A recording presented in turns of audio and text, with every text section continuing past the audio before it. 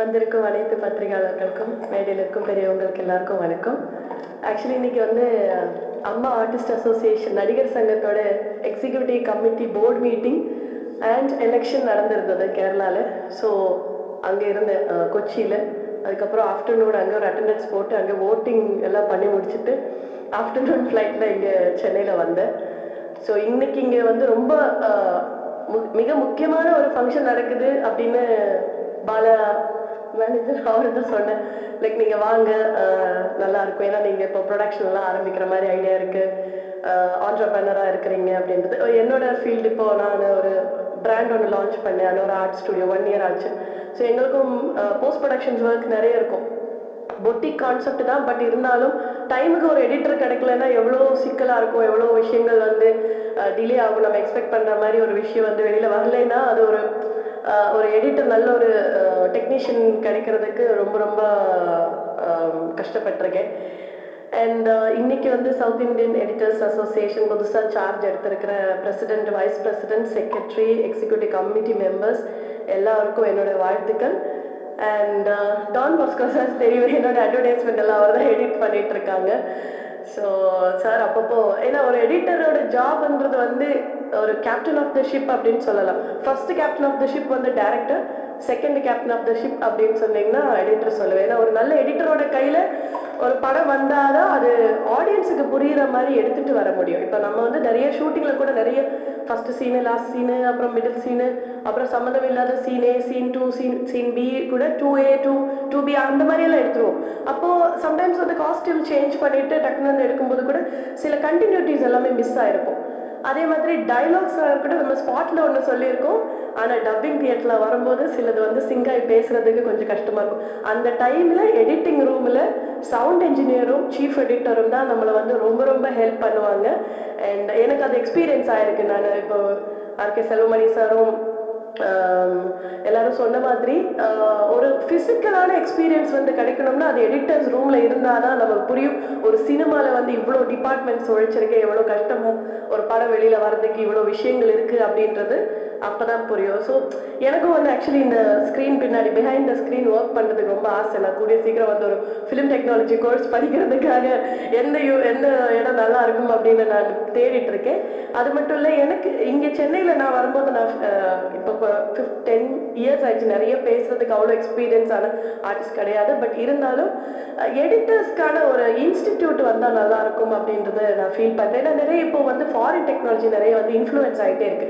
And AI and digital tool நிறைய வந்து influence ஆகிட்டு இருக்கு. அப்போ நிறைய பேருக்கு வந்து இந்த டெக்னாலஜி சில பேருக்கு use, old people like old generation people எல்லாருமே வந்து இன்னும் வந்து அப்கிரேட் ஆகாமல் இருக்காங்க. ஸோ அவங்களுக்கு வந்து இந்த நியூ டெக்னாலஜி வந்து தெரியப்படுத்துறதுக்காக ஒரு எடிட்டர்ஸ் இன்ஸ்டியூட்டோ இல்லை ஒரு ஏவிஎம் மாதிரி முன்னாடி இருந்த மாதிரி தான் ஒரு ஸ்டூடியோ, ஒரு ஆல் பேக்கேஜில் ஸ்டூடியோ வந்தால் நல்லாயிருக்கும் அப்படின்றது நான் ரொம்ப நாளாக யோசிச்சிருக்கேன்.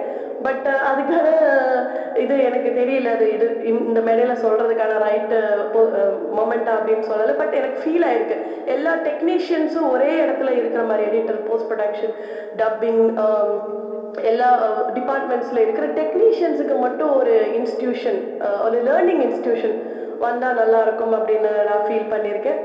அண்ட் என்னோட எக்ஸ்பீரியன்ஸ் நான் சொல்லிட்டேன். ஸோ இன்றைக்கி வந்து இங்கே வின் பண்ண எல்லா டிபார்ட்மெண்ட்டில் இருக்கிற எல்லா நிர்வாகிகளுக்கும் என்னோட வாழ்த்துக்கள். அண்ட் என்கிட்ட வந்து ரீசெண்டாக ஆதார் படம் நான் பண்ணிட்டு இருக்கும்போது ராம்நாத் சார் சொன்னாங்க, இனியா உங்கள்கிட்ட நான் ஒரு டேரக்டரை எதிர்பார்க்குறேன், நீங்கள் ஒரு 10 வருஷம் கழிச்சு நீங்கள் ஒரு படம் டைரக்ட் பண்ணுவீங்க அப்படின்னு வாழ்த்திருக்காங்க. எனக்கு தெரியல அவர் என்னோட உள்ள வந்து என்ன பார்த்துருக்காங்க, என்ன திறமை பார்த்துருக்காங்கன்னு தெரியல. பட் சாரோட வேர்ட்ஸ் வந்து கோல்டன் வேர்ட்ஸ் ஆகட்டும் அப்படின்னு நான் ப்ரே பண்ணிக்கிறேன். அண்ட் இன்னைக்கு இங்கே வின் பண்ண எல்லாருக்கும் வாழ்த்துக்கள். Thank you so much. அனைவருக்கும் வணக்கம்.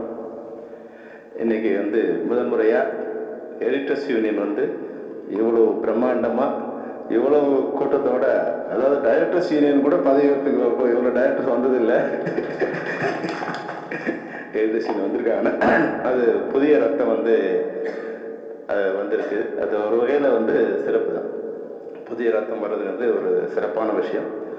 தமிழ் திரைப்படத்துறையில் இப்போ இருக்கிற காலகட்டத்தில் எல்லோரும் இணைந்து சுமூகமாக பணியாற்றினால் மட்டும்தான் சங்கங்கள் இன்னும் சிறப்பாக இருக்க முடியும். அதை வந்து மிக சிறப்பாக உணர்ந்து புதிய நிர்வாகிகள் சிறப்பாக பணியாற்றும். நான் சொல்லும்போது சொன்னாங்க எவ்வளோ கஷ்டம்னு. கஷ்டம்னு இல்லை, இருக்கிற எல்லாரையும் வந்து ஒன்றிணைக்கிறது, ஒரு குடும்பமாக ஒன்றிணைக்கிறது ரொம்ப உண்மையிலே கஷ்டமான விஷயம்தான். அது மட்டும் இல்லாமல் வந்து மணி சார் பேசும்போது சொன்னார், படைப்பாளிகள் ஆரம்பித்து அதை வந்து எந்த பெப்சியை போராடினாரோ அந்த பெப்சியை காப்பாற்ற வேண்டிய இடத்துல வந்து உட்காந்துருக்காருன்னு. அன்னைக்கு நான் செய்த செயலும் இன்னைக்கு நான் செய்து கொண்டிருக்க செயலும் ரெண்டும் ஒன்று தான், வேற வேற ஃபார்மேட்டில் இருக்கு. எந்த நோக்கத்துக்காக வந்து படைப்பாளி ஆரம்பிக்கப்பட்டது, அதாவது படைப்பாளிகளோட சுதந்திரம் பாதிக்கப்படக்கூடாது, என்ன மாதிரியான திரைப்படங்களை எடுக்கணுங்கிறது படைப்பாற்றல் இல்லாத மற்ற யாரும் வந்து டிசைட் பண்ணக்கூடாது. அப்படியா பாலுமகேந்திரா சொன்னார், வெற்றிவாரன் சொன்னார், பாலுமகேந்திரா சார் ஆரம்பித்த பிரச்சனை தான். ஒரு எடிட்டராக, ஒரு ஸ்டில் ஃபோட்டோகிராஃபராக ஒரு டைரக்டர் ஒர்க் பண்ணக்கூடாது அப்படிங்கிற ஒரு பிரச்சனையில் வந்தது தான். அன்னைக்கு இது மாதிரியான எப்பவுமே இன்னைக்கு இந்த பதவி புதிய ரத்தம் வந்திருக்கு இல்லையா, அது எப்படிங்கிறது யோசிச்சுக்கணும். ஏன்னா நான் பதவிக்கு வந்த பிறகு இந்த சங்கங்கள் நடத்தும் போது நாங்கள் எல்லாருமே வந்து யாரும் சங்கத்தில் வந்து எலெக்ஷன் நின்று இப்போ இங்கே தலைவராகவோ பொருளாளரோ ஆகிறதுக்காக வந்தவங்க இல்லை. நான் டைரக்டராக வந்தேன், அவர் எடிட்டராக வந்தார், ஒரு கேமராமேனாக வந்தார், தவிர சங்கத்தை காப்பாற்றுக்காக நாங்கள் வரல. வந்த பிறகு சுச்சுவேஷன்ஸ் மாறும்போது நம்ம ஓய்வு நேரங்களில் இந்த சங்கத்துக்கு பணியாற்றான்னு வரும். அது மாதிரி வரும்போது என்ன ஆயிடுச்சுன்னா, இப்போ இருக்கிற சூழ்நிலையில் சங்கங்களில் நிர்வாகியாக வர்றதே ஆபத்துங்கிற ஒரு சுச்சுவேஷன் வந்துடுச்சு. அது அப்போ அந்த நேரத்தில் இருந்தது. அது என்னன்னா அதிகாரம் செலுத்துவதற்கான ஒரு அமைப்பாக இருந்தது.